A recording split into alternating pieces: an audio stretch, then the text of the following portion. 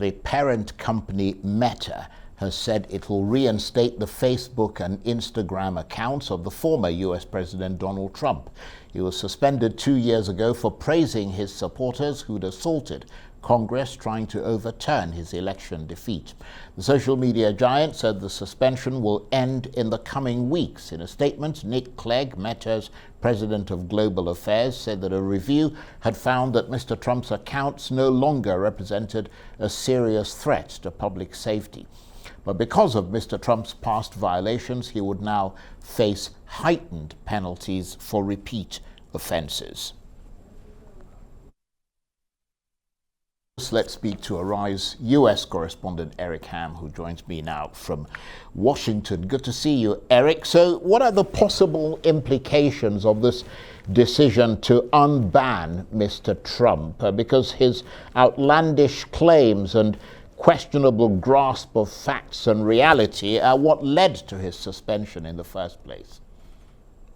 Yeah, that's right. But Charles, we also know that the Trump team actually lobbied and asked for the former president to be allowed back on Facebook and Instagram. We know that the former president has already announced his candidacy for the presidency of 2024. And what that entails is that we think that the former president will now begin to be an active player on these social media sites. Now, it's important to note that Elon Musk, one of the richest men in the world, after his purchase of Twitter, he did actually invite Donald Trump back to Twitter. But at this time, we know Donald Trump is not an active user on Twitter. However, what we're seeing here is it looks as though the president is going to begin using these platforms as ways to amplify his message as he begins to actively begin the efforts to become the next president of the United States. Now, given that he now has access to all of these social media platforms from Twitter to Facebook and Instagram, and he still has his own social media platform, Truth Social, which we do know he's very active on. What this now does is this gives the former president access to all of these entities to be able to not only amplify his message, but to communicate more directly and succinctly with his supporters and followers. Well, Eric, we know that there's never a story about Donald Trump without some reaction to it. I mean, what are people saying, and what is Mr. Trump, or how is Mr. Trump himself reacting? Well, I think, Charles, much of the focus on this decision has been actually on the company Meta itself and less about Donald Trump.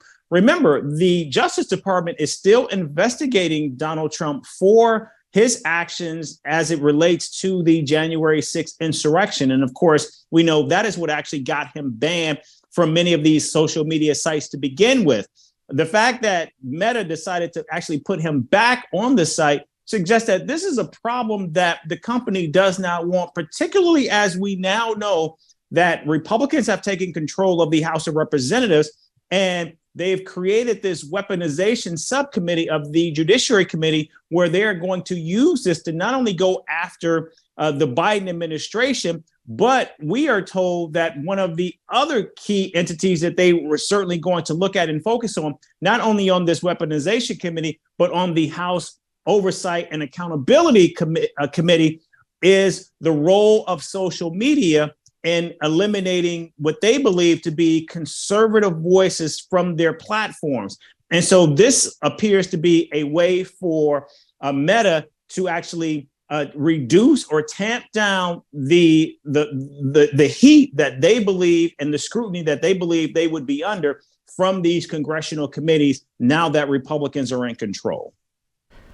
Nevertheless, Meta did say that because of Mr. Trump's past violations, he would now face heightened penalties for repeat offenses. I mean, any idea what those penalties might be? Well, in the past, we have seen Donald Trump use rhetoric that many believe actually led to political violence. In fact, just recently, we know of a man from the state of New Mexico who ran for office, believed that the race was stolen from him.